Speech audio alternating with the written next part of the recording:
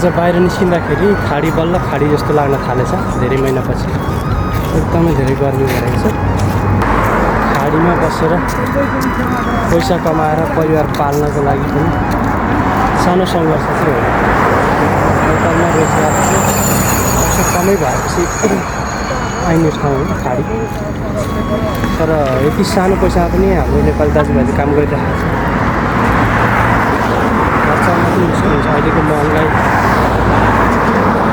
75-80 केजीमा काम गर्नु क्लिनरहरू जाने जो आउँदा तपाईँ हामी नै आयौँ अनुहारहरू दिने होइन क्याटेगोरीमा सेलेरीको कम हुने धेरै बाहिर काम गर्नु भने 80 केजी 75 केजीमा काम गर्नको लागि लेबरहरू जानु पाएर तपाईँको लाबरै पक्रिने चरा उदाउरी झार्ने काम गर्नु 30-32 हजार कमाउनु भनेको एउटा सानो मात्रै चुनौती चाहिँ हो जस्तो चाहिँ धेरै गाह्रो छ।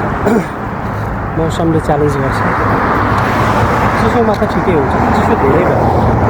चिसोमा मरवारे भन्ने चाहिँ सुन्नेमा धेरै साह्रो खाडीको बसाइ हामीले मेरो अनुभव 12-14 वर्ष गर्नुपर्ने। गर्मीमा धेरै मरेको छतबाट झरेको त्यसका खोलीको काम गर्दा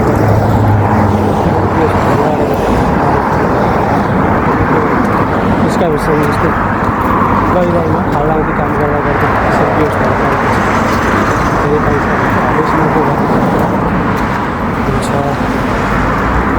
त्यो भएर प्रदेशमा जसरी कमाएको छ त्यो पैसालाई चाहिँ अलिकति महत्त्वपूर्णका साथ परिवारले पनि दिइरहेको छ। धेरै राम्रो कमाउनु जमाउनु विदेश पैसालाई घटाउनु छ।